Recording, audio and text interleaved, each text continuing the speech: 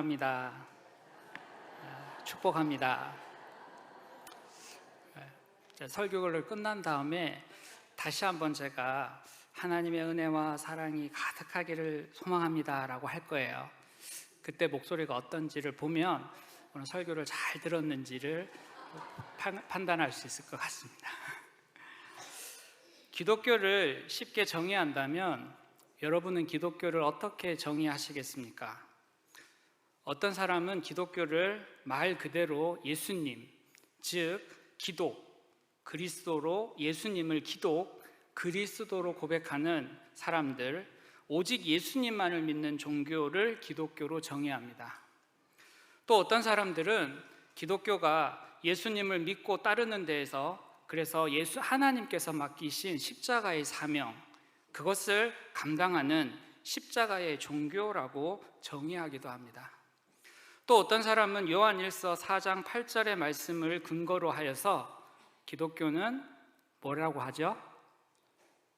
요한일서 4장 8절이라고까지 말씀드렸는데 기독교를 사랑의 종교라고 정의합니다. 그리고 또 어떤 사람은 기독교는 기도의 종교라고 합니다. 여러분은 기독교를 어떻게 정리하고 또 세상 사람들에게 기독교를 어떻게 전하고 계십니까? 이렇게 다양한 생각들을 하나로 묶는 기독교의 핵심이 있습니다. 그것은 바로 하나님의 성품이 신실하다는 것입니다. 그 신실하신 하나님이 말씀하신 것, 그 언약이 바로 기독교의 핵심 요소입니다. 기독교의 모든 사상과 정신은 신실하신 하나님을 근간으로 합니다. 신실하신 하나님께서 하신 말씀을 하나님이 이루어 주신다. 이것이 기독교를 믿는 모든 사람의 기본이 되어야 합니다. 우리는 하나님의 신실하심을 믿습니다. 그리고 하나님께서는 반드시 하신 말씀을 이루어 주실 것을 믿습니다. 그래서 우리는 예수님을 그리스도로 고백하며 주님께서 우리에게 맡기신 십자가를 감당하며 또 사랑하며 또 기도합니다. 신실하신 하나님께서는 성경을 통하여 우리에게 딱 한 가지를 말씀해 주셨습니다. 성경이 우리에게 전해주는 하나님의 말씀은 천지의 창조주이신 하나님께서 죄로 인하여 죽을 수밖에 없는 우리를 긍휼히 여기어서 우리에게 유일한 살 길을 열어주셨다는 것입니다. 그 길은 바로 예수님을 그리스도로 고백하는 것입니다. 성경은 하나님께서 예수님 외에 인간에게 구원받을 만한 다른 이름을 주신 적이 없다고 합니다. 우리는 오직 예수님을 그리스도로 고백함으로써만 하나님의 구원에 참여할 수 있습니다. 이것이 성경을 통하여 우리에게 하시는 하나님의 말씀이며 우리는 또 이 하나님의 말씀을 믿고 있습니다. 여기에서 신실하다 그리고 신실하신 하나님이 하신 말씀, 이 두 가지의 개념을 합한 것이 맹세입니다. 오늘 설교의 제목이 하나님의 맹세인데, 맹세는 히브리어에서 7번 거듭해서 말하다라는 뜻이 포함되어 있습니다. 맹세는 7번 거듭해서 말하는 것, 그 언약을 반드시 이루겠다고 하는 의지, 이 모든 것이 포함되어 있는 것이 맹세입니다. 이 맹세는 사람이 사용할 수 없는 단어입니다. 왜냐하면 우리는 말로써 약속할 수는 있어요. 맹세를 할 수는 있어요. 그런데 그 맹세를 이룰 수 있는 능력은 없습니다. 그래서 우리에게 이 맹세는 어울리는 단어가 아닙니다. 이 맹세는 하나님에게만 사용되어지는 단어입니다. 왜냐하면 하나님께서는 말씀하실 뿐만 아니라 그 말씀을 이루실 수 있는 능력이 있기 때문입니다. 그래서 맹세는 우리가 쓸 수 있는 말이 아니라 오직 하나님만이 사용하시며 하나님에게만 돌려드릴 수 있는 단어입니다. 오늘 본문에는 하나님께서 반드시 이루시겠다고 하신 말씀, 하나님의 맹세가 나오고 있습니다. 우리 민수기 14장 28절 말씀을 함께 읽겠습니다. 그들에게 이르기를 여호와의 말씀에 내 삶을 두고 맹세하노라.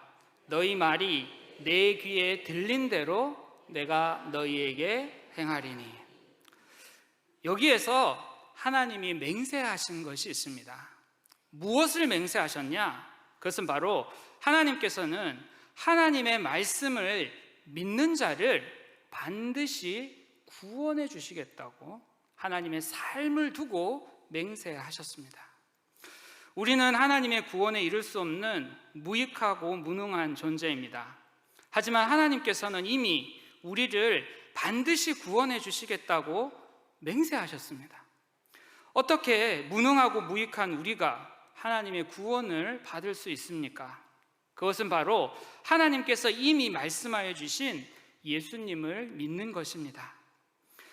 우리가 예수님을 믿고 구주로 고백하게 될 때 하나님께서는 하나님의 말씀을 믿고 순종한 그 사람을 반드시 구원해 주십니다. 하지만 예수님을 믿지 않는 사람은 결코 하나님의 구원에 참여할 수가 없습니다.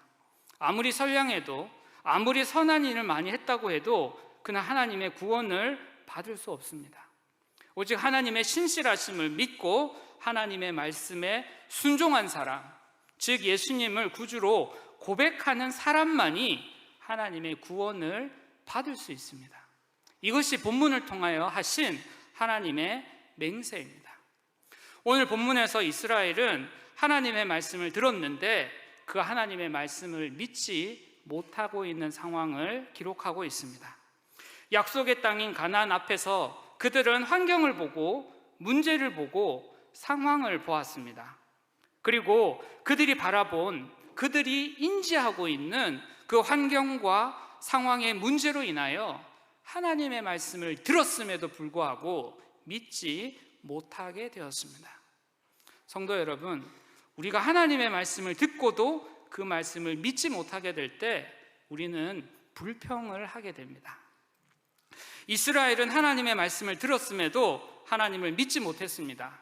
그래서 이스라엘은 불평을 하였습니다. 성도 여러분, 불평은 곧 불신앙입니다. 이스라엘의 불신앙, 곧 불평을 들은 하나님께서는 하나님의 삶을 두고 맹세하셨습니다.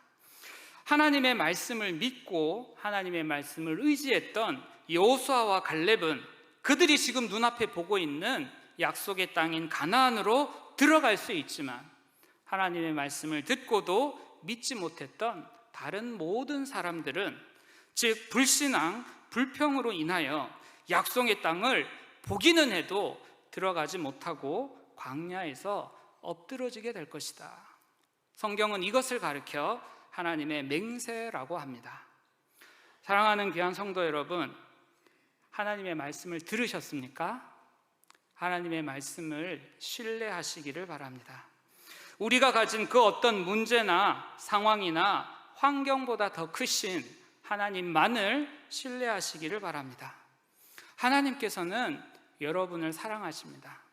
여러분이 완전하고 의로워서 여러분을 사랑하는 것이 아니라 여러분에게 있는 믿음, 곧 예수를 그리스도라고 고백하는 그 믿음으로 인하여 하나님은 여전히 우리를 사랑하고 계십니다. 그리고 하나님께서는 그러한 우리에게 복 주시기를 원하며 우리를 구원하시기를 기뻐하십니다. 그러므로 하나님의 신실하심을 믿고 예수님을 구주로 고백하십시오. 그리고 믿음으로 선포하십시오. 하나님이 우리와 함께 하시니 아무것도 두려워하지 말고 담대하게 여러분이 있어야 할 자리, 여러분이 지켜야 할 자리를 지킬 수 있기를 주님의 이름으로 축복합니다.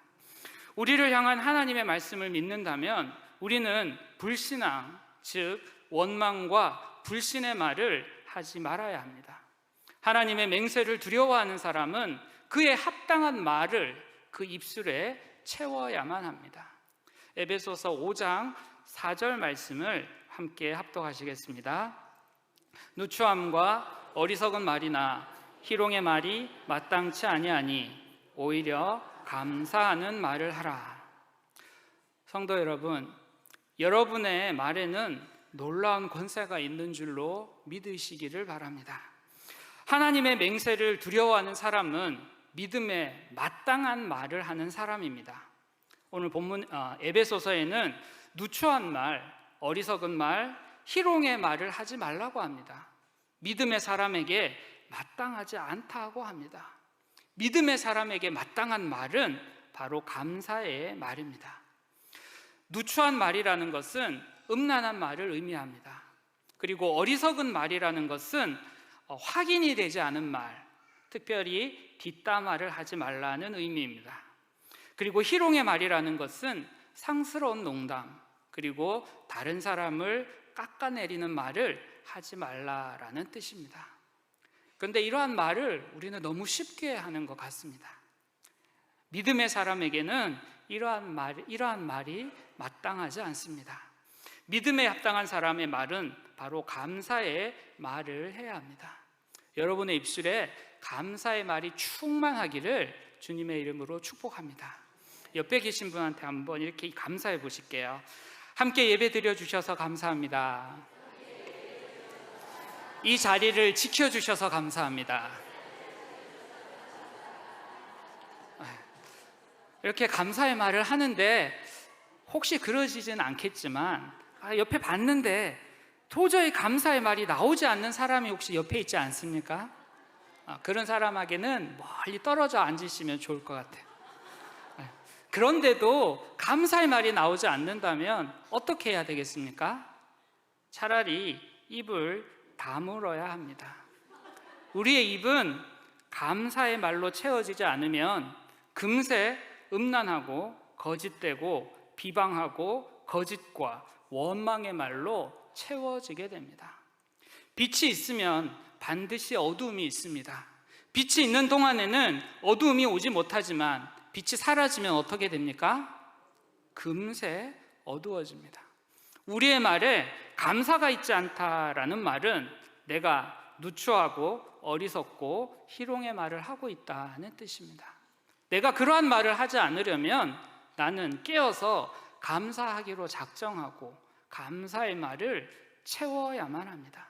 내 입에 감사가 채워지지 않으면 내 입은 바로 원망의 말을 하게 될 것입니다. 우리는 말에 있어서 감사의 말을 통하여 하나님 앞에 마땅한 그런 언어로 충만한 삶을 살아가기를 원합니다. 하지만 이건 우리의 마음의 소원이고 우리의 육신은 그러지 못하는 것을 고백합니다. 항상 감사해야 된다고 하는데 원망과 불평이 먼저 나오고 다른 사람에 대한 어리석은 말, 확인되지 않는 뒷담화를 하고 그리고 다른 사람을 깎아내리는 말로써 웃음을 하려고 하는 것이 우리의 본성인 것 같습니다.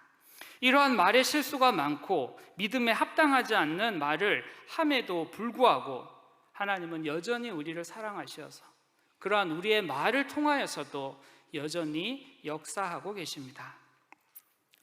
하나님께서는 이스라엘에게 젖과 꿀이 흐르는 땅을 주시며 인도하시겠다고 했습니다.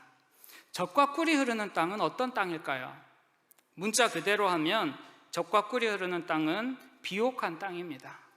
모세와 이스라엘은 하나님께서 그들을 젖과 꿀이 흐르는 땅으로 인도해 주신다고 하셔서 당연히 비옥한 땅으로 인도해 주실 것을 믿었습니다. 하지만 정작 하나님께서 그들을 인도하신 것은 비옥한 땅이 아니라 척박한 가나안 땅이었습니다. 왜 하나님께서는 이스라엘을 젖과 꿀이 흐르는 비옥한 땅이 아닌 척박한 가나안으로 옮기셨을까요? 제가 이 문제를 갖고 참 많이 고민을 했어요. 왜 하나님은 젖과 꿀이 흐르는 땅으로 인도한다고 했는데 가나안으로 인도하셨을까? 어느 이스라엘 선교사님께서 이 문제의 답을 아주 유쾌하게 그리고 정말 생각해 봄직한 말로써 답을 주셨어요. 이분은 이스라엘 선교사로서 히브리어를 참 잘하시는 분이었어요. 이분의 말이 캐나다와 그리고 가나안의 발음이 비슷하다고 합니다. 우리말은 캐나다, 가나안 전혀 다른 것 같지만 히브리어로는 이게 가나안하고 캐나다가 발음이 비슷하다고 해요. 모세가 이스라엘과 함께 출애굽할 때 하나님께서는 한 천사를 보내서 이스라엘을 인도하게 하셨습니다. 천사가 모세에게 물었습니다. 내가 너희를 어디로 인도하면 좋겠느냐? 그러자 모세가 대답을 했어요. 어디로 인도해 달라고 말을 했을까요? 캐나다로. 여러분, 캐나다 가보셨습니까? 캐나다는 정말 살기 좋고 비옥한 땅이라고 해요. 거기에 나무가 있는데 정말 크고 아름드리 나무가 엄청 많대요. 그만큼 땅이 비옥하다고 합니다. 그래서 큰 나무가 많대요. 캐나다는 정말 성경에서 말하는 대로 젖과 꿀이 흐르는 땅입니다. 그런데 문제가 있어요. 그것을 발음해야 되는 모세가, 성경에 보면 모세의 발음이 좀 문제가 있대요. 부정확하대요. 그래서 모세는 마음으로는 뭐라고 말하고 싶었어요? 캐나다라고. 근데 발음할 때는 어떻게 발음을 했어요? 가나안이라고. 그런데 참 안타깝게도 이 천사가 말을 곧이곧대로 들었어요. 가나안으로 인도해 주기를 원하는구나. 그래서 이스라엘을 캐나다가 아닌 가나안으로 인도해 주었다. 제 말이 아니고 그 이스라엘 선교사님이 이렇게 이야기해 주셨어요. 나중에 이것을 알은 이스라엘이 얼마나 모세를 원망했을까요? 그거 하나 발음을 제대로 못해가지고 그 발음을 제대로 못해가지고 우리가 지금 광야에서 이 고생하는 거 아니냐. 너만 바로 이야기했다면, 너만 바로 발음을 했다면 우리는 젖과 꿀이 흐르는 땅으로 갈 텐데 너 때문에 우리가 이 고생하는 거 아니냐. 너의 말 때문에. 여러분, 정말 이스라엘이 모세의 말의 실수 때문에 광야에서 고생했습니까? 이거 네라고 해주셔야 되는데. 여러분은 지금의 삶에 고생이 없습니까? 만약에 그렇다면 이스라엘이 모세의 실수 때문에 고생을 한다면 여러분 삶에 있는 환난과 여러분 삶에 있는 고생은 누구의 말, 누구의 실수 때문에 겪는 것입니까? 하나님께서는 모세 한 사람의 그 말 실수조차도 가볍게 여기지 않으시고 그 말의 실수 그것을 그대로 행해 주신 분입니다. 그 하나님께서 맹세하시기를 내가 지금 너의 입을 주목하고 있다. 내 귀가 너의 말하는 그 말에 주목하고 있다. 내가 이것을 맹세한다 라고 하시는 것입니다. 모세의 말 한마디, 모세의 실수가 이스라엘의 목적지를 비옥한 땅에서 척박한 땅으로 바꾸어 버렸습니다. 우리 인생에 역시 말 한마디 때문에 바뀌어진다는 것을 기억하시기를 바랍니다. 그러므로 우리는 감사의 말을 해야 합니다. 축복의 말을 해야 합니다. 왜냐하면 우리 입에는 그러한 권세가 있기 때문입니다. 캐나다는 비옥할 뿐만 아니라 자연 조건이 좋아서 자연 재해도 별로 없다고 합니다. 그런데 가끔씩 태풍은 아닌데 큰 바람이 불면 이 나무가 너무나 쉽게 넘어진다고 합니다. 상식적으로 잘 이해가 안 돼요. 큰 나무인데 태풍도 아닌 바람에 왜 쉽게 넘어질까? 조사를 해보니까 땅이 너무 비옥해서 캐나다에 있는 나무들은 뿌리를 깊게 내리지 않는데요. 왜냐하면 깊게 내릴 필요가 없는 거예요. 워낙 비옥하니까. 그래서 큰 바람이 불게 될 때 그 큰 나무가 너무나 쉽게 넘어진다고 합니다. 그러면 가나안의 경우는 어떨까요? 가나안은 캐나다와는 비교가 안 되는 강한 모래 폭풍이 있어도 나무가 결코 쓰러지거나 뽑히지 않는다고 합니다. 왜 그럴까요? 뿌리를 깊이 내렸기 때문입니다. 뿌리를 내리지 않으면 살아갈 수 없는 척박한 환경이 나무로 하여금 뿌리를 깊이 내리게 합니다. 뿌리를 깊이 내렸기 때문에 그 나무는 어떠한 모래 폭풍이 온다 해도 결코 흔들리지 않습니다. 하나님께서는 모세의 실수 때문에 이스라엘을 젖과 꿀이 흐르는 땅에서 척박한 땅으로 인도하신 것이 아니라 모세의 실수에도 불구하고 이스라엘을 하나님의 말씀만으로는 살 수 없는, 하나님의 말씀에 깊이 뿌리 내릴 수밖에 없는 약속의 땅 가나안으로 인도해 주신 것입니다. 사랑하는 성도 여러분, 우리의 삶이 척박하다는 것은, 우리의 삶이 고생으로 가득하다는 것은 하나님의 말씀을 근간으로 해서 깊이 뿌리를 내려야만 살아갈 수 있다고 하는 교훈을 배우기 위함입니다. 하나님께서는 우리말의 실수로 말미암아 우리에게 주어진 그 고난을 통하여 우리가 더 깊이 믿음으로 뿌리 내리기를 원하고 계십니다. 우리는 하나님 앞에 고백하기를, 젖과 꿀이 흐르는 것은 비옥한 땅이 아니라 하나님의 말씀에 굳게 설 수 있는 그 자리, 그 장소가 바로 하나님이 말씀하신 젖과 꿀이 흐르는 땅이라는 것을 고백할 수 있어야 합니다. 지금 우리가 있는 이 자리가 바로 그 믿음의 자리인 줄 믿습니다. 지금 하나님께서는 하나님의 말씀을 이루시기 위하여 하나님이 택하여 놓으신 이 자리, 이 예배의 초소로 여러분을 인도하여 주셨고 불러주셨습니다. 지금 하나님이 우리와 함께 하고 계십니다. 이보다 더 확실한 감사의 이유는 없습니다. 여러분의 입술이 감사를 통하여 하나님의 놀랍고 풍성하신 은혜를 충만히 누릴 수 있기를 주님의 이름으로 축복합니다. 그런데 우리가 이렇게 믿음으로 하나님의 은혜를 누릴 때 이 은혜를 누려야 할 것은 바로 내가 아니라 바로 나의 자녀들이라는 것을 여러분이 믿음으로 고백할 수 있기를 원합니다. 원래 이스라엘은 불평이 많았습니다. 오늘 본문에도 이스라엘이 불평을 했고, 그 이전에도 이스라엘은 계속해서 하나님의 은혜 가운데 있었지만 불평했습니다. 그런데 하나님께서는 이스라엘이 불평할 때마다 맹세하시면서 이렇게 이야기하신 게 아니라, 왜 하필이면 본문에 와서야 이스라엘의 불평을 듣고 내가 이렇게 하겠다라고 맹세하셨을까요? 성경을 가만히 보면 이스라엘은 절대로 하나님 앞에 해서는 안 된 행동을 이때 했어요. 그래서 이제 하나님께서 맹세하신 거예요.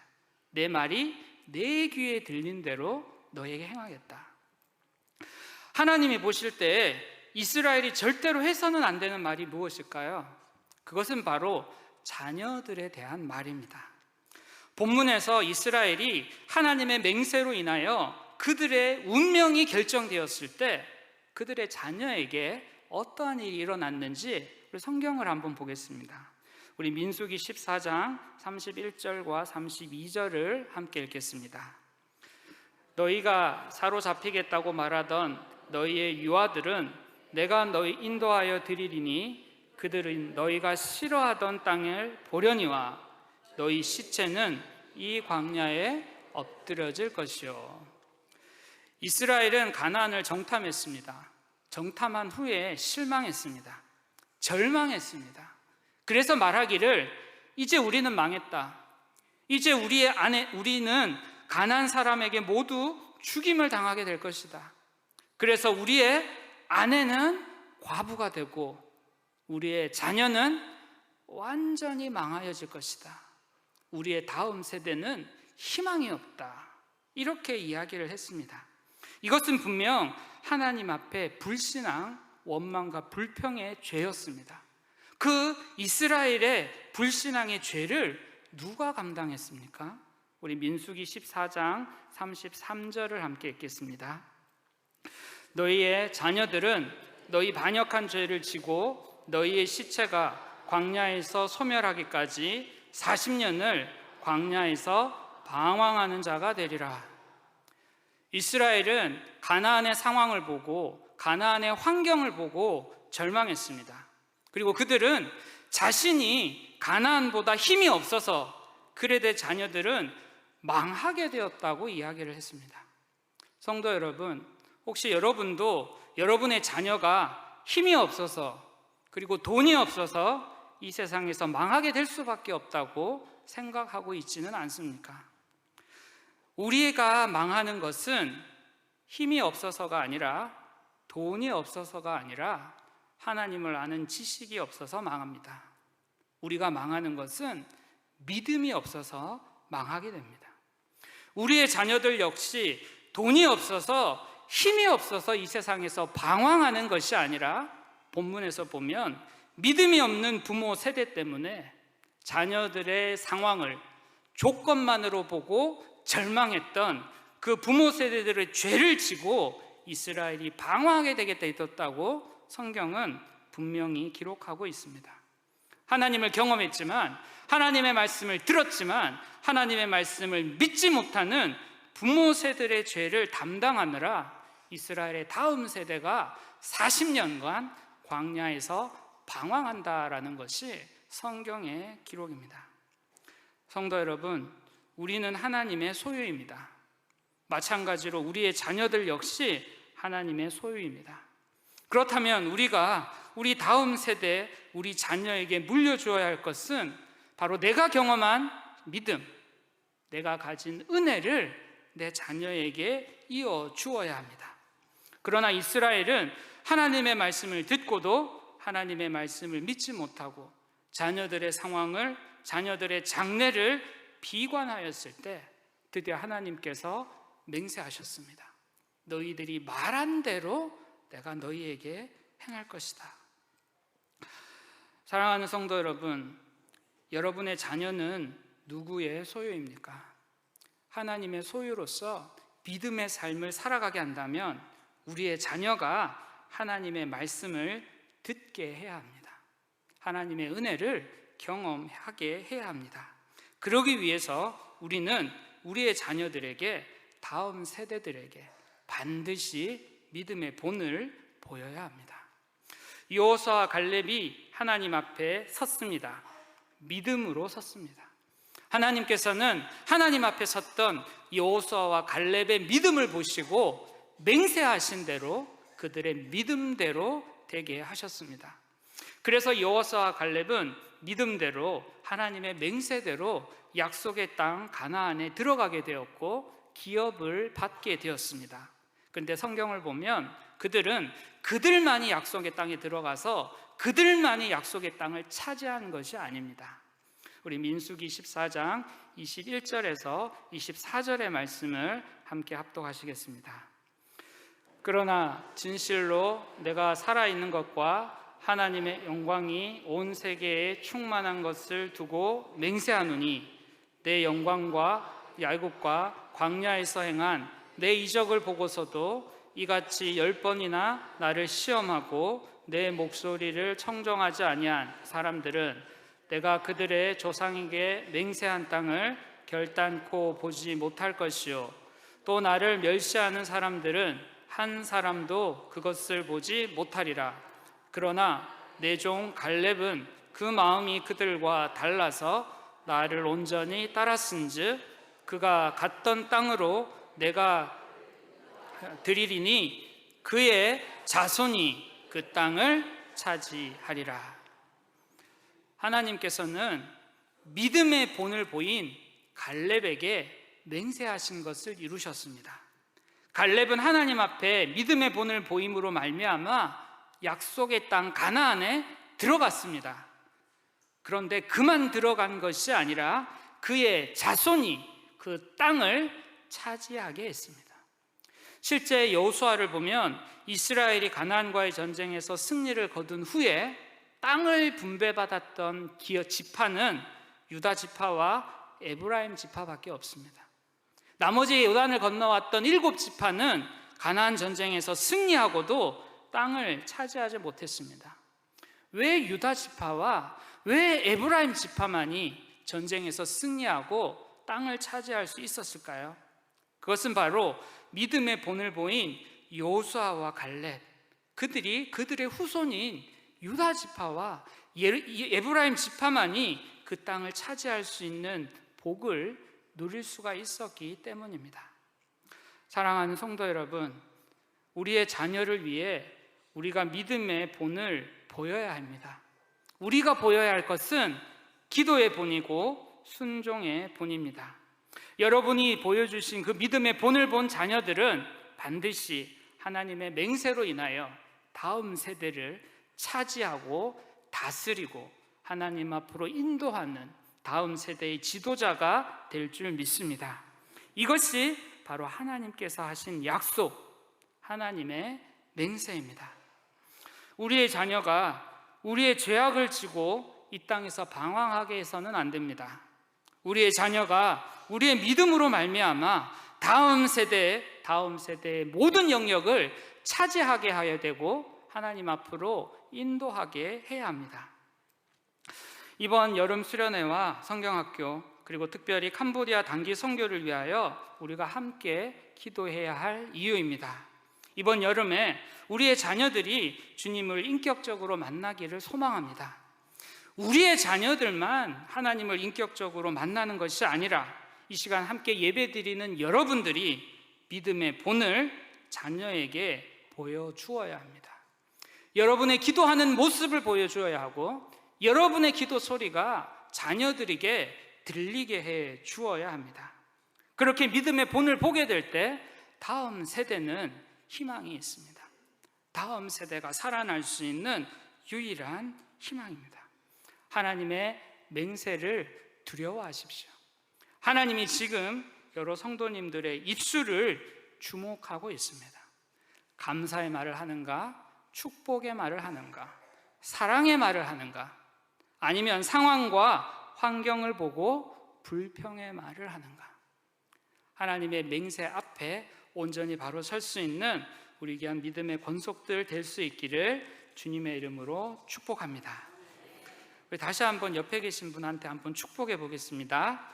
하나님의 은혜와 평강이 가득하기를 소망합니다.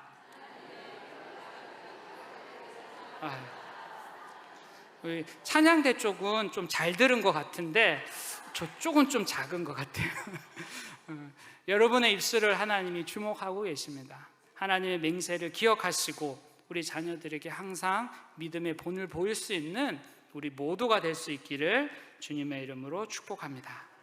기도하시겠습니다.